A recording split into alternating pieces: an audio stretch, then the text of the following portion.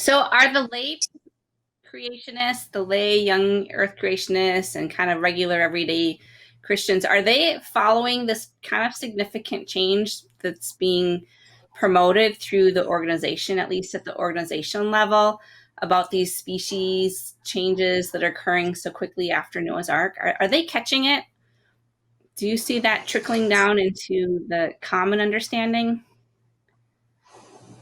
That's a great question. And as a scientist, I would like to have a more rigorous answer to that, in the sense that I would love to have some data. I would love to have some surveys, and I would like to give you some statistics on that.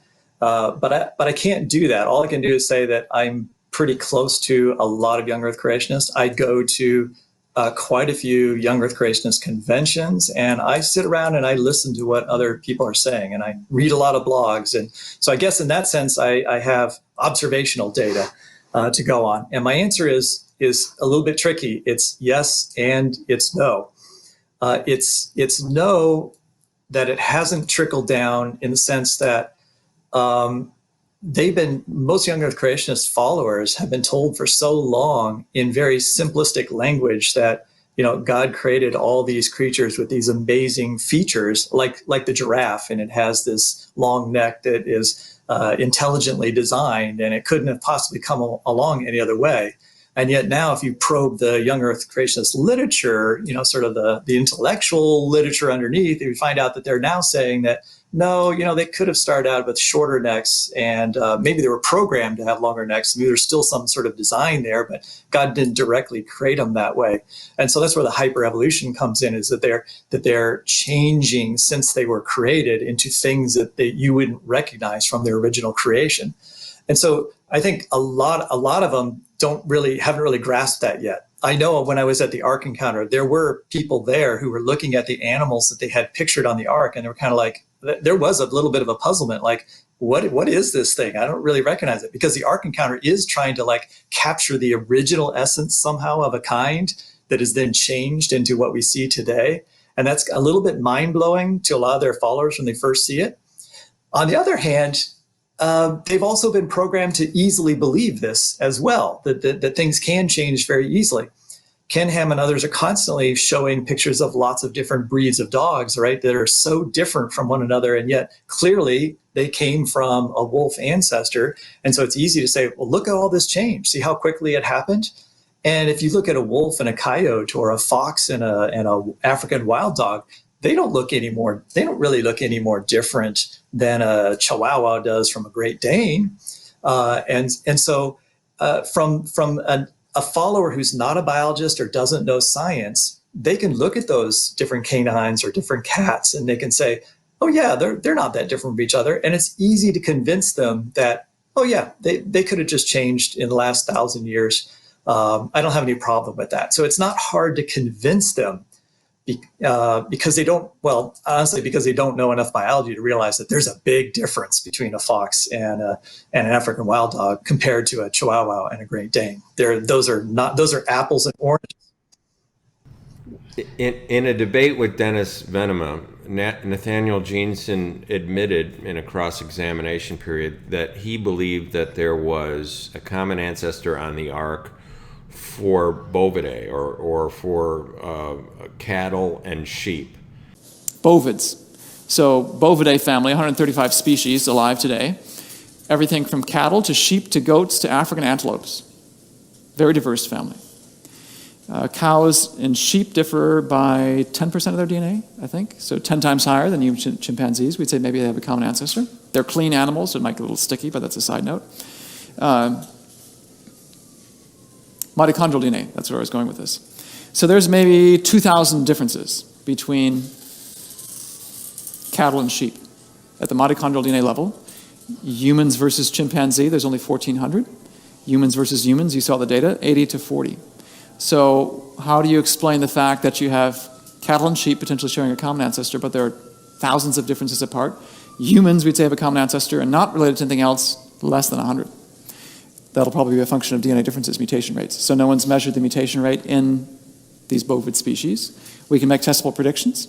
And And really that's what it's going to come down to. So I would say we've made retrodictions for humans. We can make testable predictions for Khoisan peoples, other people groups in which it has yet to be measured. I can make predictions then for sheep and cattle. And the success of this model will be seen on how well those predictions bear out in reality. As a lay person listening to you, I just want to make sure if I understood what you're saying. Are you saying that on the ark there was a common ancestor for sheep and for cattle, and that sheep, potentially? Okay, you are. What's potentially mean? Just so I'll understand. Are you saying then? For sake of argument, yes, but because they're clean, and then there's the question of 7 of the clean, 2 of the unclean. Could it have been that there was 3 different looking representatives? I don't know. So for unclean, cats would be an easier example. Two cats, and you have everything from tigers to house cats to jaguars in between. For my simple mind, sheep and cattle are pretty dramatically different species. Mm-hmm. So whenever I hear someone saying that's a common that they had a common ancestor, well, I got in trouble for everything I thought about that. I thought that was quite a remarkable thing. So I just wanted to make sure I understood that. So cattle and sheep look a little bit different than the wolf and the wild dog. So how big a surprise is that to as Kristine brought up, just the average young earth creationist who grew up with it in the homeschool curriculum, and they haven't caught up with the Nathaniel Jeansons, and maybe they haven't been to the Ark Encounter. But you mentioned that you've heard of people go to the Ark Encounter and be surprised at some of their hybrid animals that they have on display there, and maybe even the saddles on the dinosaurs in the pre-Ark time.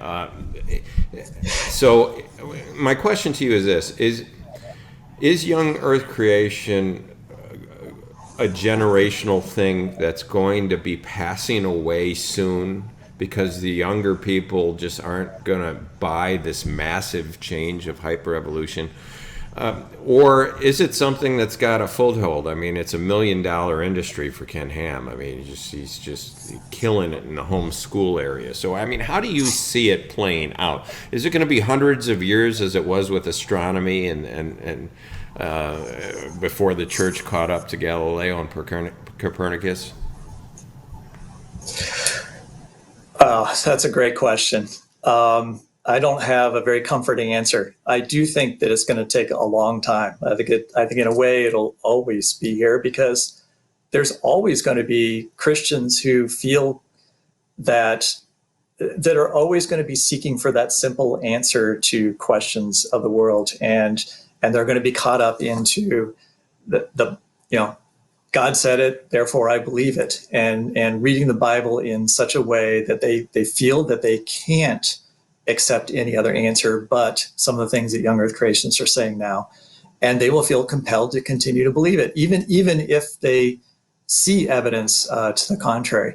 Now, backing up a little bit, I think that the hyper evolution thing, I think, does create some rifts within young earth creationism, which opens up some avenues to maybe get followers to think more about the topic itself and really address, like, well, what do I really believe? And that's partly where I'm going with some of my articles. That I'm just trying to get people to think about whether this makes sense or not, for them to even just start asking questions about, well, why do I believe this? Or why do I believe that they could have changed this much? Or maybe I should believe that they aren't.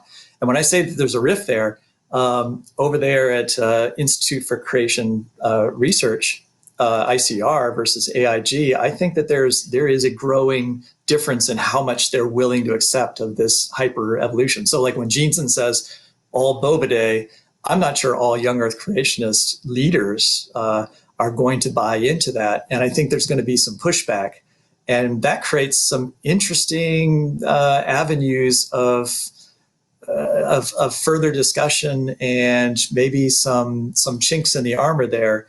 But as you said, Ken Ham's the 10,000-pound gorilla in the situation. And in a lot of ways, whatever he and his people say is what 90% of the followers are going to hear. And that's going into the homeschool curriculum. And that's being perpetuated out there at a very high rate. And it kind of overwhelms the Todd Woods and other people that might actually be more reasonable and might have other ideas that are really very different than some of Ken Ham's ideas, but they're just not heard. I mean, they don't get heard. They don't have a big enough audience, and so they don't have a big impact. So it really rises and it falls based on Ken Ham. And when his organization changes in the future, because he won't be here forever, that'll be an interesting time. But I think there'll always be some pockets of young Earth creation, just like there are pockets of geocentrism and other things in the world today.